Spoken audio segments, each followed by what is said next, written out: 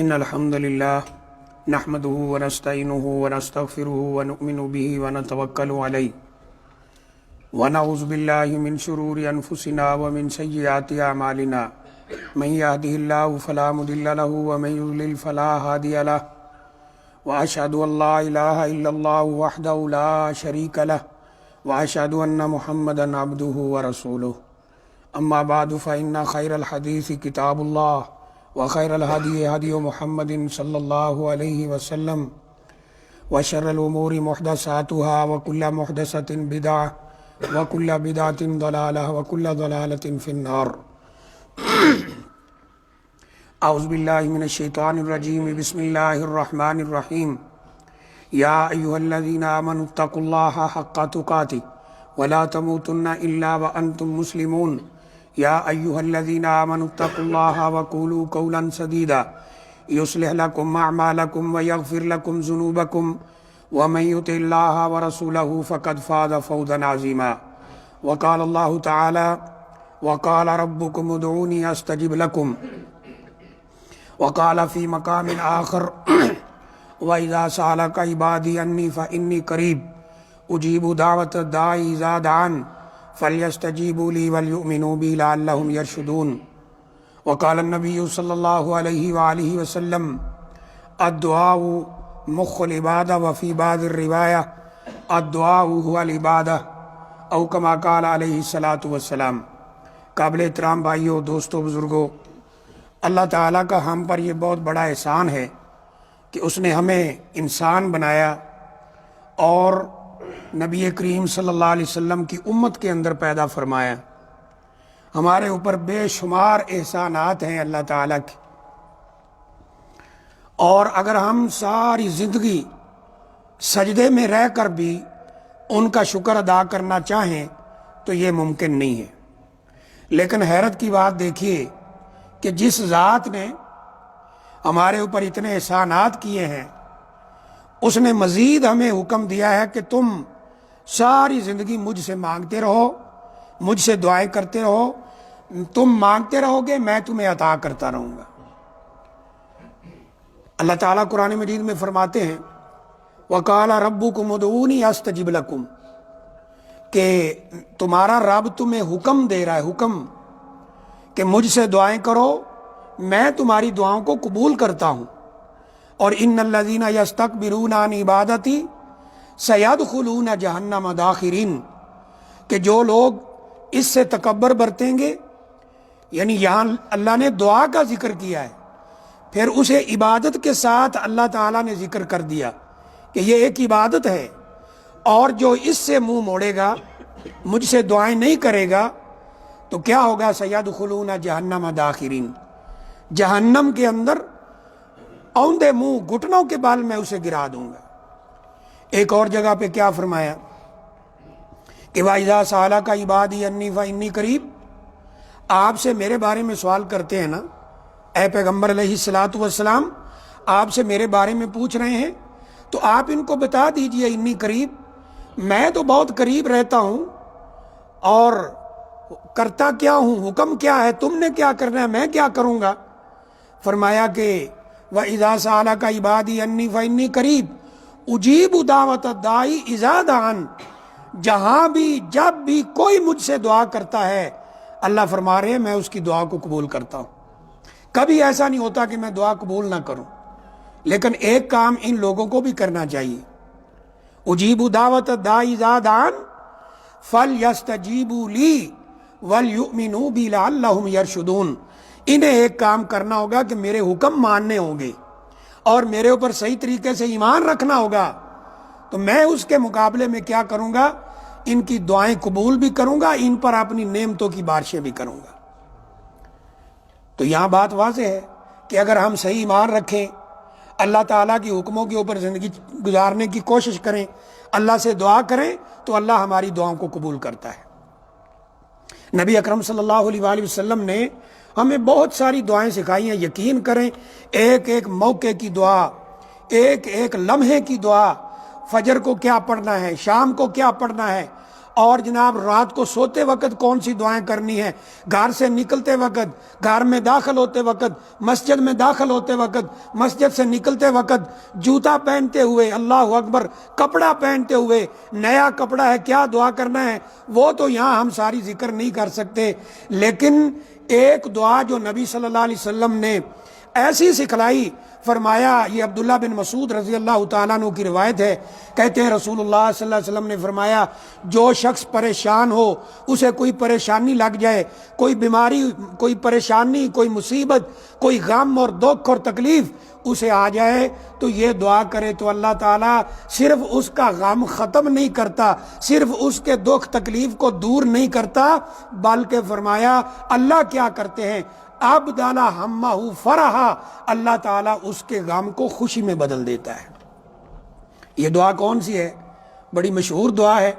فرمایا نبی کریم صلی اللہ علیہ وسلم نے جب کسی کو پریشانی آئے تو یہ کہے، اللہم انی عبدک وابن عبدک وابن امتک ناصیتی بیدک ماض فی حکمک عدل فی قضاؤک اسألک بکل اسم ہوا لک سمیت بہ نفسک او انزلتہ فی کتابک او علمتہ احدا من خلقک او استاثرتہ بہ فی علم الغیب عندک ان تجعل القرآن ربیع قلبی وجلاء ہمی و نور صدری۔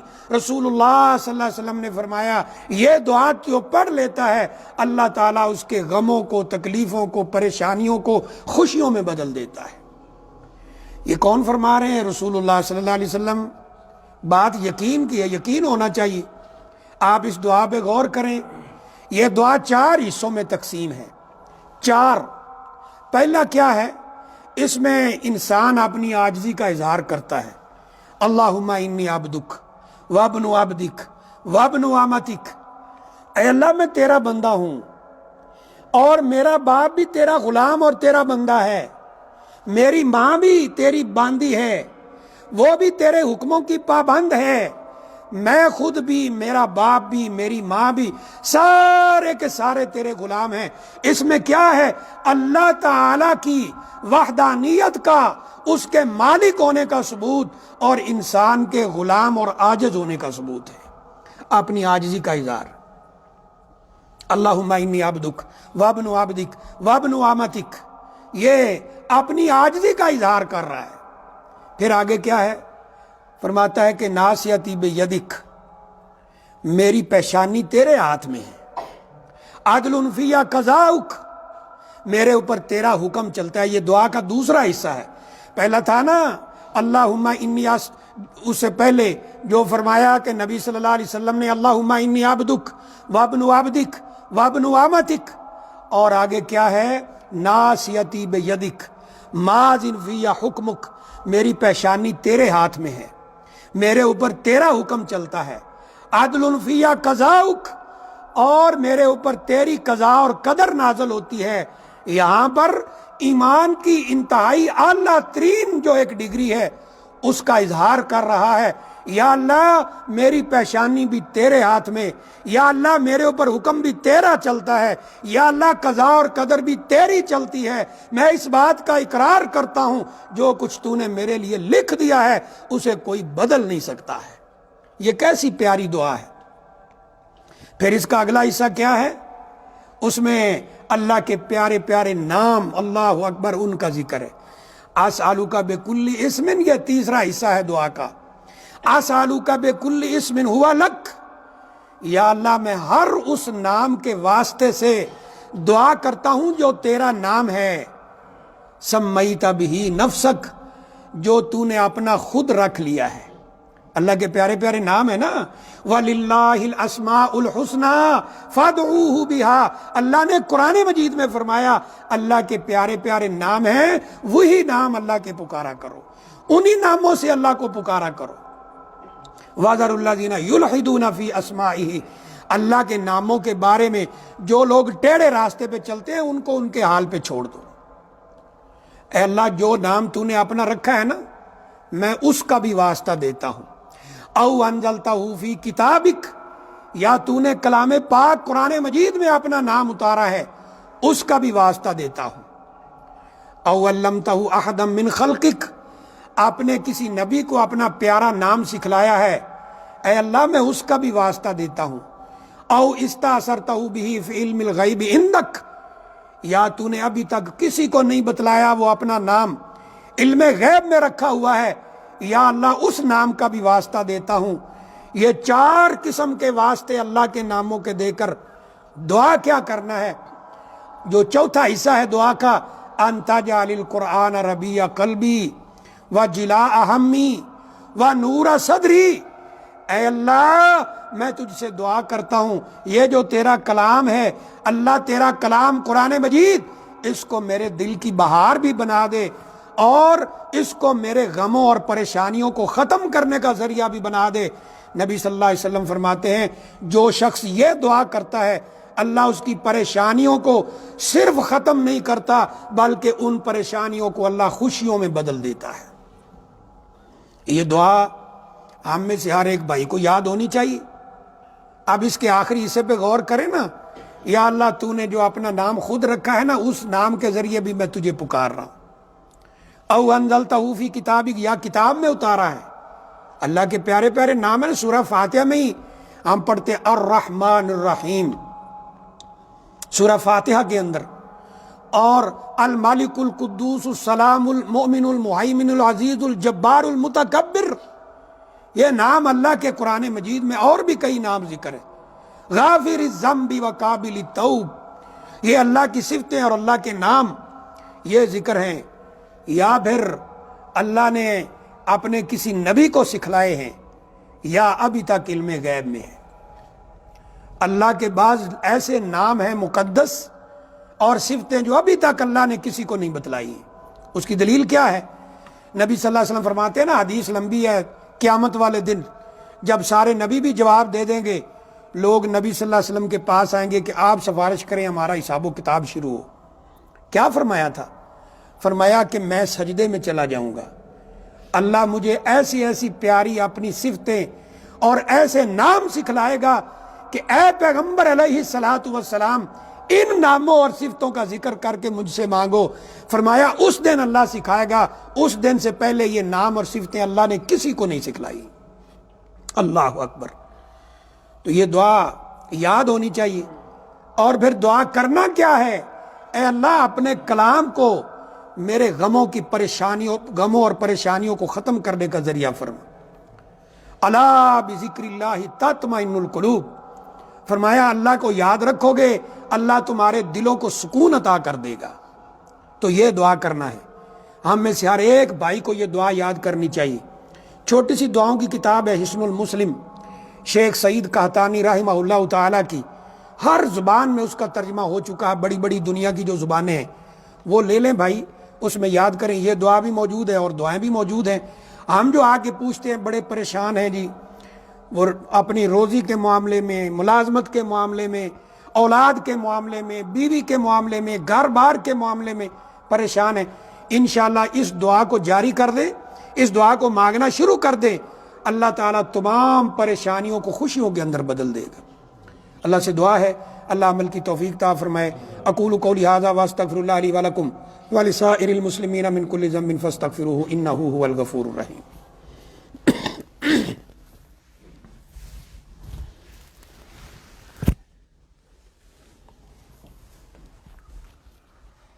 ان الحمد للہ نحمده ونستعینه ونستغفره ونؤمن به ونتوکل علیہ ونعوذ باللہ من شرور انفسنا ومن سیئات اعمالنا من يهده الله فلا مضل له ومن يضلل فلا هادي له واشهد ان لا اله الا الله وحده لا شريك له واشهد ان محمدا عبده ورسوله۔ قابل احترام بھائیو، دوستو، بزرگو، جیسے میں نے عرض کیا کہ یہ دعا انتہائی اہم دعا ہے، ہم میں سے ہر ایک بھائی کو یاد ہونی چاہیے۔ اگر وہ چاہتا ہے کہ میری پریشانیاں، میرے دکھ اور میری تکلیفیں وہ آسانیوں میں، خوشیوں میں بدل جائیں، تو اس دعا کو لازمی یاد کریں۔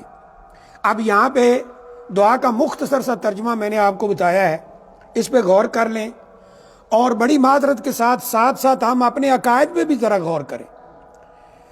اللہ نے قرآن مجید میں جو آیت کریمہ میں نے پڑھی ہے، کیا فرمایا کہ وَقَالَ رَبُّكُمْ ادْعُونِي أَسْتَجِبْ لَكُمْ، تمہارا رب تمہیں ہر ایک کو حکم دے رہا ہے کہ مجھ سے دعائیں کرو۔ اگر ایسا نہیں کرو گے تو کیا ہوگا؟